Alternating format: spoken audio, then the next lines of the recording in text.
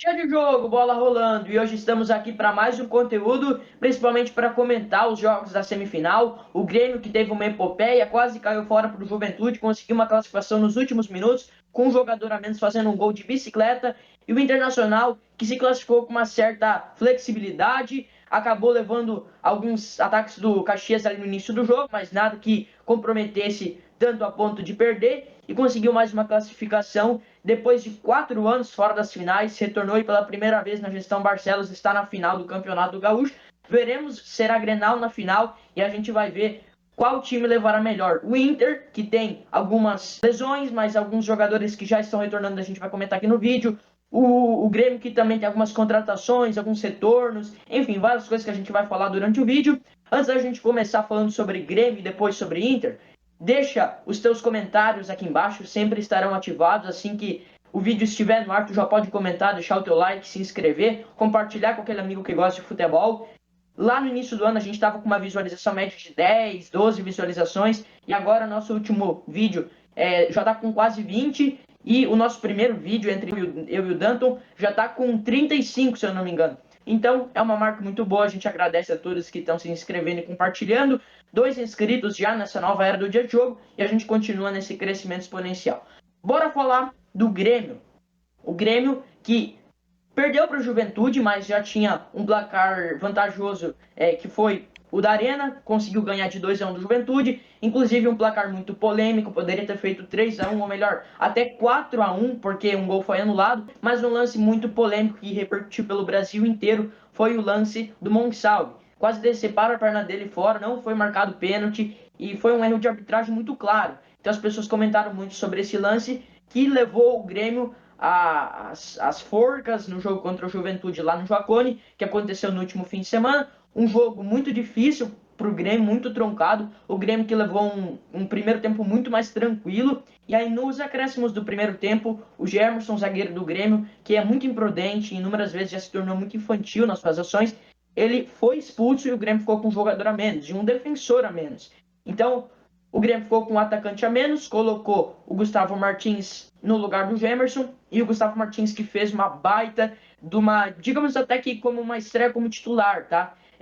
Ele se provou de fato titular do Grêmio, ele deixou a marca registrada e ele falou pro Quinteiros sem palavras, mas com ações, demonstrando o gol que ele fez que classificou o Grêmio, que inclusive está aparecendo na thumbnail, o gol que consagrou não só ele como um baita de um jogador, como possivelmente o zagueiro titular para o resto da temporada se o Grêmio não contratar ninguém. Beleza, o jogo foi prosseguindo, o Juventude fez um gol, depois fez mais um, ficou 2-0, o Grêmio ia caindo fora, eu já estava desesperado, porque sempre tem essa crítica ao Internacional, que sempre não está nas finais e tal. Dessa vez estava acontecendo isso com o Grêmio, eu estava muito chateado, muito revoltado, até porque isso não acontece com o Grêmio fazem acho que 8 anos, né, Danton? E aí, depois, houve essa epopeia, levando 2 gols, sendo eliminado, e no último minuto, uma bola levantada, de uma bola assim, inesperada. Foi um bate-volta na área, o goleiro, inclusive, estava na área, e era bola para cá, bola para lá, quando o Gustavo Martins vira uma bicicleta no último minuto, faz um gol, e nessa bicicleta que ele vira, ele acaba chutando, dando uma canelada, na verdade, no rosto do jogador do Juventude. E aí teve várias mídias que comentaram, inúmeros comentários, dizendo que o gol deveria ser anulado, que o gol não deveria ser validado, porque foi uma falta clara no jogador do Juventude. Enfim, teve uma repercussão enorme dentro das mídias. Isso foi muito prejudicial ao Juventude, que foi eliminado nos pênaltis. O Volpe teve um destaque especial no jogo, foi um baita de um goleiro, tá? Levou o Grêmio aos pênaltis e nos pênaltis fez um gol e defendeu 2, além, é claro, do pênalti perdido do Juventude. Então, cara, foi um jogo excepcional pro Volpe, um jogo truncado pro Grêmio, um jogo que eu me decepcionei, me frustrei, achei que o Grêmio jogou muito abaixo, mas se classificou nos pênaltis, com 2 pênaltis perdidos, defendidos, né? E um que o Enio, jogador que inclusive foi agredido pelo técnico do Grêmio. Enfim, o Grêmio se classificou para a final do Gauchão e agora a gente vai trazer alguns lances aqui, alguns lances polêmicos de arbitragem. O primeiro deles foi a expulsão do Gemerson, tá? 2 cartões amarelos, uma entrada imprudente. Eu até achei que realmente foi para cartão amarelo, tá? não para cartão vermelho, mas como o cartão vermelho foi de 2 lances para cartão amarelo, eu concordo na expulsão dele e eu não daria essa minha crítica à arbitragem, eu daria essa minha crítica ao jogador, que foi muito imprudente. Imagina você ser expulso numa semifinal, que está levando o teu time uma vantagem tudo atrás de casa para uma final contra o teu rival, e o Inter já estava praticamente classificado, digamos assim. Ia decidir em casa um jogo que estava com uma vantagem já de 2 gols. Aí depois, o gol do Gustavo Martins, inclusive tá uma brincadeira ali na tela, a canelada que o jogador do Juventude levou, isso daí foi só uma sacanagem nossa. O jogador ali levando uma canelada literalmente da comida. Não tem o que fazer, né, cara? Eu, agora comentando do lance em si, eu acho que foi mais imprudência do jogador do Juventude do que do próprio Gustavo Martins. Muitas pessoas vão me criticar, dizendo, ué, mas quem faz todo lance ali é o Gustavo Martins, que vira uma bicicleta e acaba chutando, dando uma canelada no jogador do Juventude. Na verdade, eu tenho a seguinte interpretação. Eu acho que o Gustavo Martins, quando ele pensa em dar uma bicicleta, o jogador do Juventude, tipo, tava a 1 metro longe dele.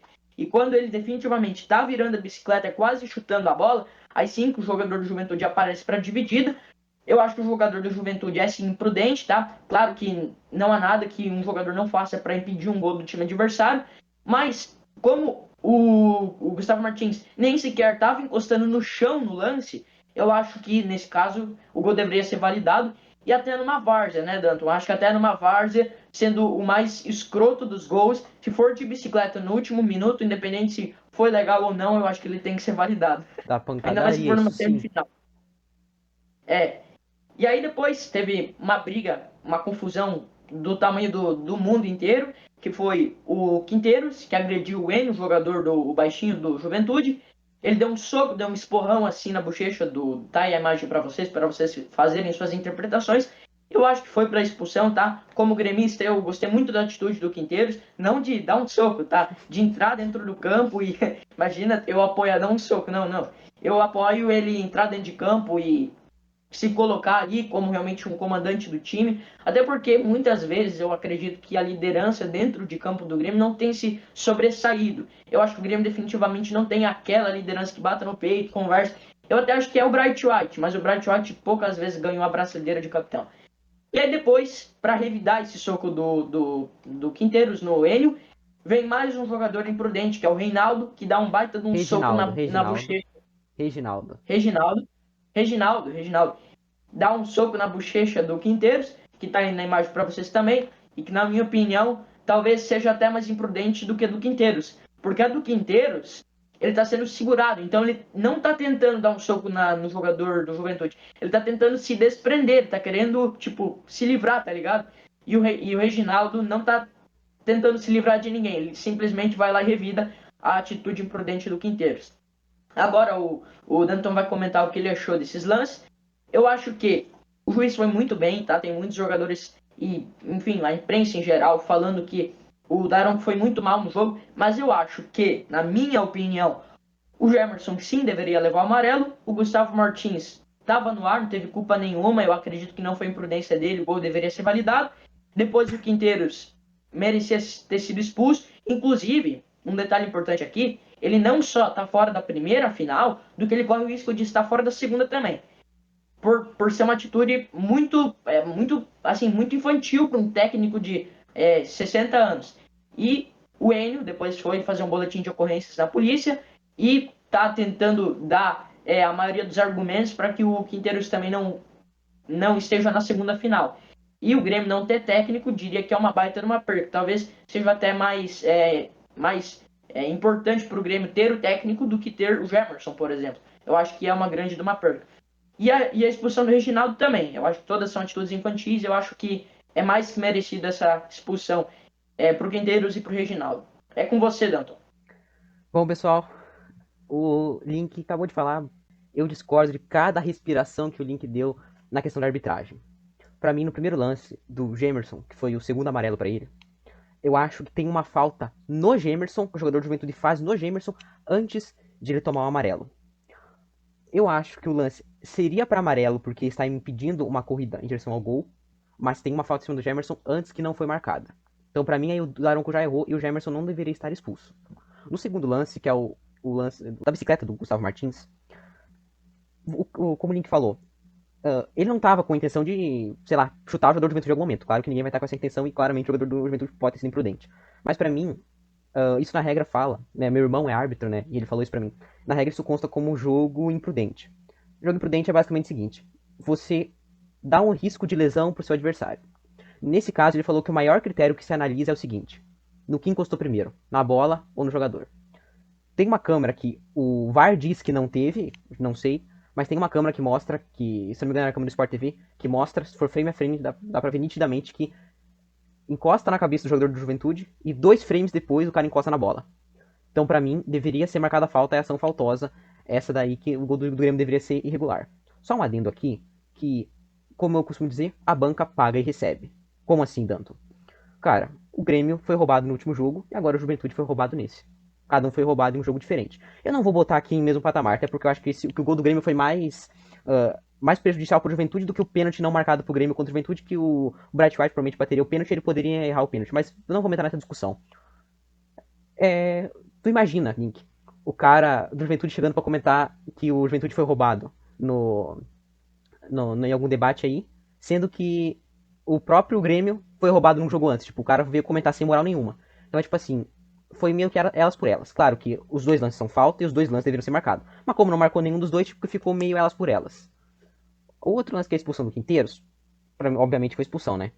Tem nem o que falar. O cara deu um soco na boca do jogador. E pra mim, o Quinteiros provavelmente vai pegar alguns jogos a mais de suspensão no Gauchão. Provavelmente nas 2 finais. Por quê? Cara, eu aprecio o que o Nick falou sobre o Quinteiros entrar em campo, só que enquanto a bola tá rolando, cara, campo de futebol não é pra técnico entrar. Ali é os jogadores que ficam. O técnico tem uma área reservada pra ele lá na lateral do campo. Ele não tem o que entrar. Nem o próprio técnico do Juventude entrou. Em meio a toda essa confusão aí. Então, ele foi imprudente pra mim, não só por causa do soco, mas também porque, na minha opinião, ele não devia estar ali. Ele devia estar, tipo, que nem o Roger tava no Grenal, xingando o árbitro, mas fazendo isso lá da comissão técnica. Não chegar perto dos jogadores. Porque só de você chegar perto dos jogadores, tu já vai ter, pô, tu vai ter 11 caras do outro time comprando briga contra você. E tu vai estar no meio deles. Pra tu receber uma agressão, ou uma ameaçada, ou você mesmo bater em alguém, é 2 toques. Agora, se o Quinteiro estivesse na comissão técnica, na área técnica dele, ele não teria agredido ninguém. Ele teria xingado o juiz, provavelmente não seria expulso. Ele não teria agredido ninguém.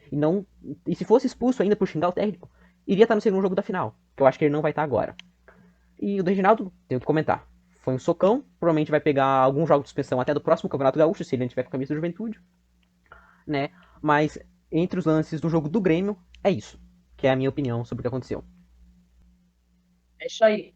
Cara, o que você comentou, acho que todas as pontuações são válidas. Sobre esse negócio que você comentou da bicicleta do Gustavo Martins, eu realmente, cara, aproximei a foto ao máximo. Eu não tenho todas essas precisões que o VAR tem, mas eu realmente imaginei que ele tivesse primeiramente tocado na bola e depois no jogador do Juventude. Inclusive, teve uma foto que repercutiu muito na Record, que inclusive eu achei uma baita de uma furada da Record, que foi um lance de 2020 num jogador do Ceará. Agora não vou me recordar o nome dele, Sobral, eu acho que acho é que era. Fernando. Fernando Sobral. Enfim, Fernando Sobral, isso aí. E aí eles pegam uma foto que a cabeça dele tá toda inchada. E é exatamente mais ou menos a marca de uma chuteira, porque tem uma bolhona aqui e uma bolhona aqui. E eles lançam essa foto na mídia e nem é o mesmo jogador que levou a canelada do Gustavo Martins. Então, é um lance para inúmeras interpretações. Muito provavelmente os gremistas vão ter uma visão diferente do que a dos colorados, tá? Mas esse negócio politizado de dizer se foi ou não, eu acho que é mais uma questão de arbitragem mesmo. Eu acho que a nós basta debater e a gente está aqui para fazer isso. Agora o Danto vai começar a comentar sobre os conteúdos do Inter. O Inter que passou numa tranquilidade, mas vamos colocar um ponto, uma vírgula melhor, uma vírgula nessa tranquilidade, porque começou o jogo levando, de certa forma, uma desvantagem ali, o Caxias que estava muito superior no primeiro tempo. Eu até me assustei, inclusive depois eu mandei uma foto pro Danton no primeiro gol do Caxias. Eu comemorei tanto que eu cheguei a me machucar que eu não vi a parede. Mas acontece, cara. E aí é um pênalti ali, um pênalti que o Danton vai comentar melhor. Primeiro, um lance no Bruno Henrique, que o Bruno Henrique chega ali com a mão, é um lance desintencional, não tem nada a se comentar que ele quisesse colocar a mão, é algo muito natural, mas definitivamente, na minha opinião, pega na mão, depois posso comentar mais sobre isso. E depois, pênalti no Ener Valência, Eu acho que o jogador do Caxias foi muito imprudente de novo. Eu acho que ele chegou um pouco atrasado e tal. Imprudente não no sentido de fazer uma falta clara. Eu até acho que não foi pênalti, tá? Eu acho que não foi pênalti. Mas ele é imprudente em chegar atrasado na marcação e depois pegar o Ener Valencia por trás. Ele deveria estar na frente do Ener Valencia e desarmar ele de frente. Eu acho que ele estava errado nesse lance. Eu até acho que, pelo fato de ser desprevisível esse lançamento no meio da área ali pro Ener Valencia. Inclusive, eu acho que o Ener Valencia nem chega a tocar na bola, né, Danton? Na verdade, foi um cruzamento que, tipo, a bola passa, tipo, 3 metros pra cima da que o Valência tava. O Valência nunca ia chegar naquela bola e o jogador de Juventude dá uma carga no Valência. O jogador de O Juventude. Caxias. É, o do Caxias. O jogador do Caxias pediu pra ser marcado pênalti, né? Pediu pra ser marcado pênalti quando o cara fez aquilo. Isso aí. Ah, E agora o Danton pode comentar. Eu acho que foi isso, tá? Eu acho que ele foi imprudente, mas eu também acho que não é pra pênalti. Isso aí, seguinte, Danton, pode comentar. vamos começar do começo.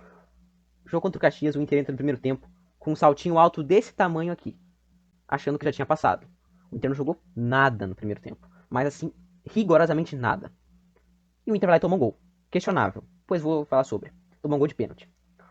No segundo tempo, no intervalo, o Roger deve ter dado uma mijada em parelha em todo mundo que tinha do grupo. No segundo tempo, o pessoal voltou com a cabeça tranquilizada e mais certo, começaram a jogar bola. E aí o Inter encaminhou não, já estava encaminhado. O Inter só garantiu a classificação a partir daí com 2 gols do Valência e um gol do Vitinho. Vou falar um pouquinho da arbitragem, né? Os dois lances que teve, na verdade, de arbitragem. O primeiro foi o pênalti do Bruno Henrique. O pênalti do Bruno Henrique, pra mim, é o seguinte: o braço esquerdo dele tava nitidamente assim, iria atrapalhar a passagem da bola. Só que a bola não bateu no braço esquerdo dele. A bola bateu no braço direito, que tava. Sou ruim de imagem. Tava mais ou menos assim no corpo dele. Tava grudado. E a bola bate nessa parte aqui do braço dele. Não é nem aqui no cotovelo, por exemplo. Então é o seguinte. Eu acho que não foi pênalti do Bruno Henrique. A bola não tocou. A bola tocou no braço. Mas eu acho que não é movimento antinatural. Pra mim, não deveria ter sido marcado pênalti. Mas, também pra mim, não foi pênalti em cima do Valência. Porque houve uma carga do jogador do Juventude, claro, do Caxias, claro, mas o Valencia jogou, ele claramente pulou na piscina. Mas pra mim é aquilo que eu falei antes da banca paga e banca recebe. Se foi pênalti em um, tem que ser pênalti em outro, né? Se for o critério que o meu irmão, que é árbitro, ele fala pra mim que ele usa é o seguinte: você tem dois lances. Se os dois são duvidosos, você marca a mesma coisa nos dois. Deu pênalti nos dois. Dá o pênalti nos dois, se não deu pênalti, não dá em nenhum dos dois. Então ele escolheu dar pênalti no primeiro, foi dar pênalti no segundo também, que foi um lance duvidoso. Inclusive nos dois ele foi no VAR, né? Um ele acabou mudando de decisão e o outro não. Aí depois disso, é bom falar, eu já falei esses dias atrás, no primeiro vídeo, que foi sobre o Ener Valencia tá ganhando um grande espaço na vaga do Borré. E pra mim é o seguinte: o Valencia, na minha opinião, ele é um jogador melhor que o Borré, tecnicamente, e eu acho que o Valencia deveria ser o titular contra o Grêmio nas duas finais. Vai acontecer? Não sei. Mais pra frente a gente vai entrar nesse assunto de quem vai retornar para as finais ou não, mas pra minha opinião o Valencia deveria ser o titular. Tanto é que o Valencia teve, se eu não me engano, a metade da minutagem do Borré e fez o dobro de gols que ele fez. Então, tipo, isso pra mim diz muito, né, do que tá sendo o Valencia no gauchão. O Valencia tá se reencontrando como jogador, depois de ter ficado mais ou menos 6 meses sem jogar nada no Inter, tá finalmente se reencontrando como jogador no time do Inter, e eu acho que ele vai acabar virando titular, se já não é. Isso aí. A gente vai prosseguir agora, para finalizar o vídeo. A gente vai falar sobre os retornos do Internacional. O Internacional que está tendo alguns retornos ali. Eu vou falar minha versão, tá, Danton? Eu acho que esse negócio do Alan Patrick, do Wesley e do Borré, eu acho que eles realmente retornam para a final. Eu acho que isso aí não é dúvida para ninguém. Só que o negócio deles saírem nesses dois jogos, eu acho que ele é muito mais um migué do que realmente uma lesão. Porque é muito difícil você ver uma lesão assim que dure 2 jogos, a não ser que ela seja uma lesão muito, muito simples, realmente. E eu imaginava que eles ficariam pelo menos fora até o segundo jogo da final. E eu acho que foi muito mais para descansar os jogadores, ou melhor, talvez até tivesse uma lesão, mas para recuperar esse desgaste e deixar eles no cantinho deles, assim como também aconteceu com o Amuzu, que não foi para o jogo contra o Juventude. Eu acho que eles não queriam correr o risco de piorar e ficaram se preservando, mas vamos falar o português correto, eu acho que foi mais para poupar do que realmente por uma lesão grave, sabe? Mas eu achei que foi o Miguel. Na minha opinião, foi o Miguel e o Dante pode comentar melhor e depois a gente vai comentar sobre os retornos do Grêmio. Cara, seguinte, pra mim é muito claro que os três jogadores tiveram uma lesão. Primeiro, o fato do Wesley. O Wesley não vai voltar pra final. O Wesley vai voltar só pro brasileiro. Ele teve uma lesão muscular de grau 2, vai ficar um mês ou mais fora, então ele só volta pro brasileiro, isso eu tenho certeza. Agora, o Alan Patrick e o Borré, eu acho que é o seguinte: os dois realmente sentiram no jogo contra o Monson. Eu acho que os dois realmente sentiram e ficaram de fora por causa que lesionaram. Mas é o seguinte, eu tenho a seguinte leitura. Eu acho que eles não conseguiriam jogar no primeiro jogo contra o Caxias. Mas nesse segundo jogo contra o Caxias agora, se o Inter tivesse feito 1-0 só lá no Centenário, eu tenho certeza que pelo menos o Alan Patrick estaria jogando no último jogo aqui no Beira-Rio contra o Caxias. Então eu acho que é um pouco dos dois. Eu acho que foi lesão nos dois, mas também teve migué dos dois. Porque o Roger deve ter chegado e falado, pá, temos dois jogadores lesionados. Vamos recuperar eles 100% para eles poderem jogar o Grenal, ou vamos botar eles um jogo antes ou dois jogos antes e arriscar na sorte. E aí ele olhou pro grupo e falou, eu tenho condição de passar do Caxias sem ter esses dois jogando. E passou. Então no final deu certo a estratégia do Inter de fazer migué. E com certeza o Alan Patrick vai jogar os dois jogos da final. O Borrell não sei. Pela fase do Valência, é meio que impossível você tirar o Valência. Se você tirar o Valência, você vai fritar ele. E a gente sabe, por outros carnavais, que o Valência ele sente muito esse negócio de ser fritado e excluído do time quando ele tá jogando futebol bom. Então, eu acho que o Roger vai fazer o seguinte. Primeiro jogo da final do Gauchão, o Valência vai jogar 70 minutos e o Borré mais 30. Se o Valência ir bem e fizer um gol, por exemplo, quem é o titular no segundo jogo do Grenal vai ser ele. Se o Valência não fizer um jogo bom, quem vai voltar a titularidade é o Borré. Pra mim, é simples assim. O que eu acho que vai acontecer? Ele vai jogar os primeiros 70 minutos, vai jogar bem contra o Grêmio, provavelmente até vamos ganhar o jogo, talvez, ele faz um gol, não sei. Ele vai jogar contra o Grêmio no outro fim de semana do Beira-Rio. O Inter vai ser campeão, ele vai ter um alto protagonismo, não só por causa dessa reta final do Gauchão, mas também na própria final. E daí pra frente, se isso acontecer, o Borré vai esquentar um bom banquinho ali, por, no mínimo, no mínimo 6 jogos, assim, sem contestação nenhuma. E se o Valência, claro, parar de jogar futebol, vai voltar o Borré. Tipo, como eu gosto de falar, tá tudo nas mãos do Valência. Se o Valência jogar bem esse jogo, ele não sai do time. Pra mim, é isso a leitura. A minha leitura é essa. Bora finalizar então. Para finalizar, a gente vai falar sobre as possíveis alterações no time do Grêmio. O Grêmio, que teve uma baixa do Cuejar, o Cuejar jogou mal pra caramba o último jogo e de certa forma comprometeu um pouco a defesa do Grêmio. Foi muito criticado pelas pessoas, né? E o Camilo tem se destacado muito. O Camilo, ele tem feito partidas excelentes pelos poucos minutos que jogou, demonstrou muita garra, assim, já por chegar como líder de desarmes do campeonato russo, isso já mostra muita coisa. Líder de desarmes de um campeonato não é algo muito comum. Então ele é um grande defensor, um jogador que joga com muita raça, provavelmente por uma questão de como eu posso dizer, preparamento físico, mas também de garra, de disposição. Eu acho que ele vai ser o titular, ou melhor, não vai ser o titular, talvez seja a reserva, mas vai ser o titular, o reserva mais titular do Grêmio. Eu acho que ele é meio... jogador. 12º jogador. O 12º jogador, exatamente. E aí, a gente tem lá na frente o Monsalvo Cristaldo, é uma dúvida assim, muito, muito grande, realmente eu acho que essa é a maior dúvida, porque pode jogar qualquer um dos dois, ou mesmo os dois juntos. Eu acho que o Monsalvo ele é um jogador muito mais armador, muito mais de dar assistência e de costurar e ser um jogador habilidoso, aquele famoso garçom, do que o Cristaldo. Eu acho que o Cristaldo ele é um segundo atacante, tá? Eu acho que jogar com o Monsalvo e Cristaldo junto muitas vezes não funciona, a não ser que algum jogue pela ponta ou que o Cristaldo jogue quase que como um atacante e ali faça meio que uma dupla de ataque com o Bright White finalizando ele e ele dando aquela pifada. Mas eu não sei, eu acho que essa decisão vai ser do Quinteiros, eu prefiro o Monsalve, tá? Se pudesse escolher um dos dois. E a última dúvida que nós temos, mas que acho que já não é mais dúvida, porque só há essa possibilidade, é o Gustavo Martins entrar no lugar do Jamerson. O Jamerson não tem mais possibilidade de jogar a primeira final, e mesmo se voltar para a segunda final, que é algo que é muito provável, porque ele não está lesionado, eu acho que o Gustavo Martins se torna titular do Grêmio, porque, pô, fez um baita golaço que classificou o Grêmio para a final do Gauchão, e foi um gol espetacular e com uma relevância muito grande. Inclusive, dos gols que eu vi no futebol brasileiro até agora, eu diria que o dele e o do Neymar foram os dois puscas do futebol brasileiro até agora. Foi muito bonito e muito relevante também. Eu acho que é isso. Agora a gente vai dar os nossos palpites para finalizar. O meu palpite, eu acho que é 1-1, é na Arena do Grêmio primeiro jogo. O Grêmio que vai jogar um jogo com uma espécie de firmamento. Eu acho que vai levar um gol, eu acho que vai ficar 1-1, porque o Grêmio está numa fase de firmamento na defesa. Um zagueiro que chegou não faz 2 semanas e um outro que vai fazer sua primeira partida como titular do Grêmio, que é o Gustavo Martins. E eu acho que o Inter vai fazer um gol. Por causa disso, eu acho que o Grêmio vai fazer um gol, porque o Grêmio, como já foi trazido no nosso último vídeo, eu acho que o Grêmio tem um ataque extraordinário, e se o Amuzu retornar ao jogo, eu acho que o Grêmio tem possibilidades de fazer vários gols, porque a defesa do Inter também, às vezes, dá umas de iFood, né, Danton? Pois é. Eu acho que é isso. E agora, na ausência do Wanderson, eu acho que a defesa do Inter vai ser, de certa forma, prejudicada, porque, como a gente já falou, o Wanderson sempre era um braço direito do Aguirre. Então, eu acho que essa é a minha pontuação. Eu acho que dá 1-1. e aí o Grêmio e o Inter decidem lá no Beira-Rio. É contigo, Danton. Bom, pra finalizar, né, o meu palpite vai ser 2-1 Inter na casa do Grêmio. Pra mim, o Inter vai tomar o gol do Bright White, com uma jogada construída totalmente pelo lado direito do Inter e esquerdo do Grêmio, pela fragilidade do Aguirre. E o Inter vai acabar ganhando o jogo por causa da genialidade do Alan Patrick, como um comentarista do Rio Grande do Sul diz, o Alex Bagé, o homem Grenal, que sempre quando tem Grenal ele se destaca jogando bola. O Grêmio vai errar na marcação dele em 2 momentos, que sejam, vai fazer um gol e vai dar uma assistência pro Valência, na minha opinião. E o Inter vai pro Beira-Rio com meio pé na taça. É isso aí.